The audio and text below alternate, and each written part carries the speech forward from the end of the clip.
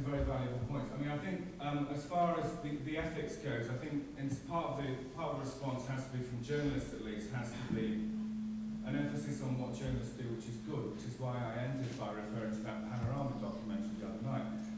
My personal view, and I accept probably, although I might be wrong, I don't think anybody saw us in summer 2012 in the situation in which we find ourselves.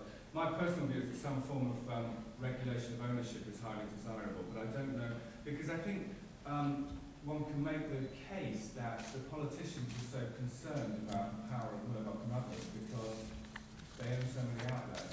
Now, I don't know if that's an issue which is going to be discussed. I suspect it goes rather against the broader economic policies and beliefs of the current government and indeed the last Labour government.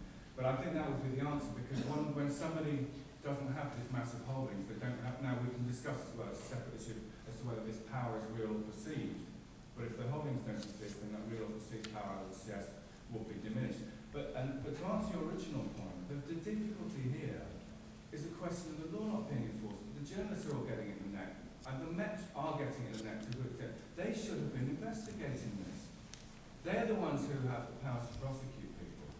I think there is a point about ethics, and journalists should probably have blown the whistle, and maybe they will. And I share your suspicion that I think it will turn out, although it hasn't been proved yet, that this probably won't much further than some titles of New International. So, question from Zachi. Can I just interject one thing? Your quote from Sienna Miller, I interviewed Cheryl Wilson, who was the EastEnders publicist in 1985 when it launched, said exactly the same thing to them.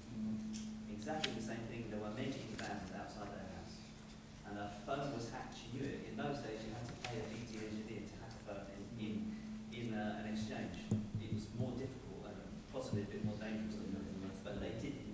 And that was the Mirror. That was that. She said all of the stuff was the same thing. Yes, such a thing. Thank you for the point you made. But my question is about self-regulation. What do you think of self-regulation in general? And do you think self-regulation has worked in this country? In the case of the press? In the case of the I press, think in terms of standards and ethics. I think demonstrably not in the case of phone hacking. I mean, that's indefensible. But again, I refer to the point that I made, that the law is there to prosecute people who break the law. Journalism, good journalism, is going through an extremely difficult time at the moment, which is why part of my presentation is about standing up for that. And I think, again, it's very, very difficult to regulate this.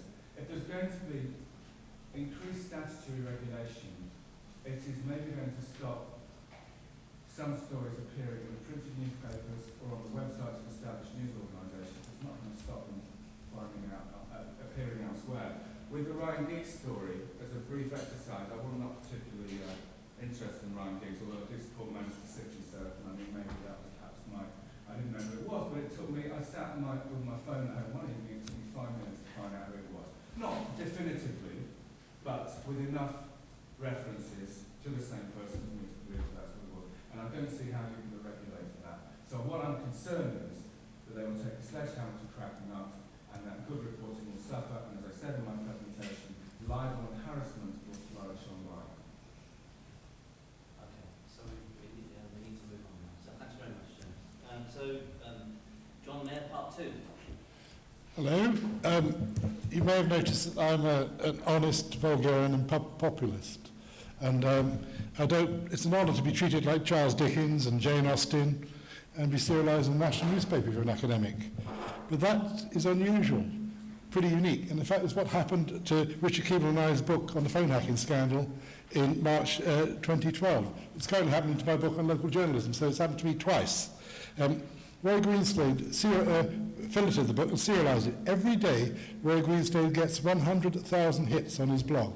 So 2.5 million people saw extracts from that book. The average academic paper is read by 2.3 people. They include, I'm told, people who've read the extracts in the book by sources close to him. Lord Justice Leveson himself has read the book and the extracts. Now that's what I call impact, or the RAF will hopefully call it impact. Academic work, and an unashamed academic, which speaks directly into the ear of the likely major reshaper of all modern journalism, and maybe all journalism. How did we get to that position? Well, blood, sweat, tears, timing, and much luck. As in journalism, there's no prize for coming second in academia. This book was the first book out on the Leveson inquiry, and it's taken the high ground. But let me take you back to that July fortnight, when the world as we know it turned upside down. Nick Davis in The Guardian blew the whistle again, this time on Millie Dowler, and finally people listened. The News of the World was closed down within 3 days, faced by an advertiser boycott. Commissioners of police and heads of PCC threw in the towel. Senior news executives had their collars felt, and another one had his collar felt again today. That's a shame. News Corporation lost the lucrative chance to take over B-Sky-B, and on July the 13th, David Cameron appointed LJL to inquire into the culture, practice and ethics of the press. I'm told he did that at Nick Clegg's insistence, so well done, Nick Clegg. And these were stirring times, made for journalists and journalism academics. Richard Keeman and I helped to run a thing called ICE, the Institute of Communication Ethics, which has an annual conference. It's what it says on the tin. The subject picked itself, and the papers were invited, plus some, like Brian Cathcart of Hacked Off, which was formed very quickly and very effectively, were invited to do keynote speeches, as was Richard Pepiat, who I see has now become a modern-day saint, the Daily Star's man on the beat. And I do recommend going to see his Edinburgh show. He is very funny. They did some papers as well. So we had 11 punctual papers out of that one-day conference. That had been preceded by a small mini-conference in Coventry, where I teach. I'd failed to persuade my cultural studies colleague that phone hacking was any importance. In fact, one of them said to me, "This is an English story, it's culturally irrelevant." I won't name him, but I will privately if you want to afterwards. Despite them, I went ahead and did my little conference, and that yielded another 3 papers, one from students. Then I did a mini-series on Hadgate as part of my Coventry Conversation series in Coventry, which is, we did 3 or 4 in the autumn just on Hadgate, with Stuart Purvis, with Stephen Barnett, Nick Jones and Kevin Marsh. That's another 4 papers. Then Lord Leveson began his hearings in November. By then the books and the plans for it had been fructified. Richard and I worked out our contacts, as you do as a journalist, and we called on some of the academic repertory company who'd served us well in the previous 6 academic volumes we'd edited the previous 2 years. 2 of them are here. On TV Trust, on financial journalism, report on the war in Afghanistan, investigative journalism, future journalism, and the report on the Arab Spring. Some of them, but not all of them, delivered. They know who they are. For gaps, we commissioned some pieces which we knew we needed. So I commissioned a piece on PR advice to Rupert Murdoch from a PR specialist, and others. By early December, we had a publisher.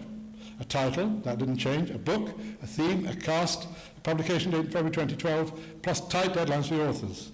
Some proved tardy and they remain unpublished. Some of the stuff submitted was not of great quality. They were encouraged to revise it by very firm sub-editing or sometimes by rejection. Those who talk about peer group review should have Richard and I as their subs, because we actually throw things back at people and say, this is not good enough, so we're not going to publish it. We're not vanity publishers. So from the London conference in October to delivery to 30 authors, a period of 6 weeks, plus 2 allowed for overruns, because it was Christmas, people were allowed to take a day or 2 off. Then a month of ordering the stuff, needing it, heavy production editing, pulling together, ready for publication. Printing takes just a fortnight. So by the end of January 2012, as Leveson continued, we had a book ready. The phone hacking story started off with a little story in the media village, but it became bigger and bigger and bigger news, thankfully, as Judas revealed. Some of the revelations in Lord Justice Leveson's doc were just simply jaw-dropping. I mentioned earlier on D.A.C. Sirakis' Monday morning testimony, which even I found hard to believe. The police then rediscovered the art of investigation, or the art of dumping on each other. Some tabloid police then arrested a few people. Some tabloid journalists, I'm told, stayed in hotels on Friday night in case they had a Saturday morning knock on the door. So 3 months into Leveson, the book was out there examining the very issues, ethics, practice, that the good Lord was doing as well from his point of view. The academics and the hackademics, that strange hybrid grid, had come together. And nobody can accuse us in this book of taking sides or having a predetermined anti-Murdoch bias. The intellectual reach varies from Goldsmiths College, the Swaddy Salt Media Reform Committee, to Professor Tim Luckhurst, the Kent controversialist, as I'm sure he won't mind being known as, to Media Lens, to John Lloyd of the FT. None of it's not partial in any way. Genuine debate, genuine discussion, genuinely on the button, which is what academics do or should do. But you also, hate to say, you have to use the M word. You have to market. It's marketed there, it's marketed in the hall. No soft launches. We had a debate where the tabloidistas and the anti-tabloidistas, chaired by Ray Snoddy, banged it out over an hour and a half. So the book was therefore launched on February the 9th. By beginning of March, Roy Greenslade contacted me and said, could he run extracts from it? I, of course, said, I'll bite your hand off. And he ran 25 extracts over 25 days, saying this book has so much to recommend, I intend to run short extracts over the coming month. So what are the lessons for you in the thicket of journalism? Be brave, commit yourselves early, commission good people, and commission them well, and then hurry them to publication. Some authors will have dreaded the fact that they've got nearly daily emails saying, where's your copy? Read the rules, be thorough, and get your timing right, otherwise produce a damn squib. You won't be surprised to hear we will introduce a second updated edition of the phone hacking scandal with an introduction by Sir Harry Evans, who has read the book and thinks it's excellent.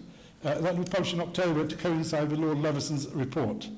I'm currently chasing 30 authors as we speak, 2 of them here, so to make sure they deliver by the end of July. Our impact will be nothing compared with Lord Levison's, but we can try. And this is an example to you all of how to make academic publishing work for us.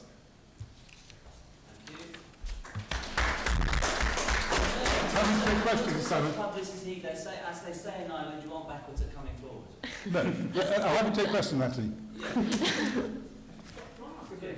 Yeah, sure. How many copies of your book? I don't know the answer. I guess about 500. 500? I guess. Some libraries have 10. That highlights one of our problems. Very healthy academic sounds. One library has 10, I know, but I think probably about 500. Publishers have been nobody makes any money. No contributors are paid. Richard and I haven't made a penny out of it. Just a little anecdote. We did go to Paul Greg Macmillan and say we want to do this book. And they said, what a lovely idea. I think we could publish it in 2014. And we said, well, good luck. You're not publishing this book in 2014. They had to market it first. Well, somebody famously said, didn't they, that they loved the academic life because what they liked most was the whooshing sound that deadline made as they passed you by.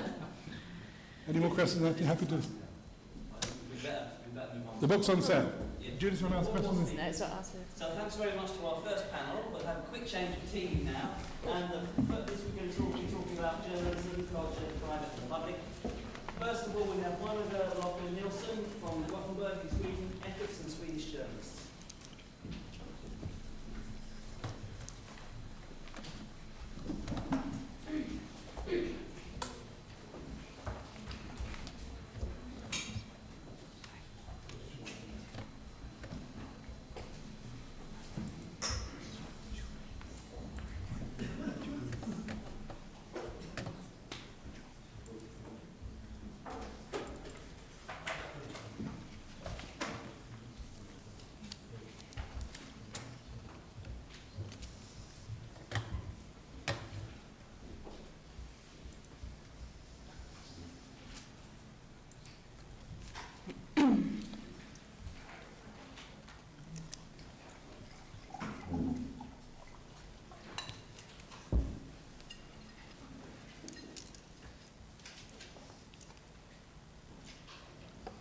So, hi there, my name is Monica Nilsson and I'm from the University of Gothenburg on the West Coast, where I'm a researcher and I also train journalists, actually trying to teach them to behave in a responsible way. What I'm going to do today is I'm going to give you a presentation about the attitudes towards working methods among Swedish journalists and how they have changed over time. And since I'm running out of time, this will be purely an empirical presentation. You will have to live with that. So.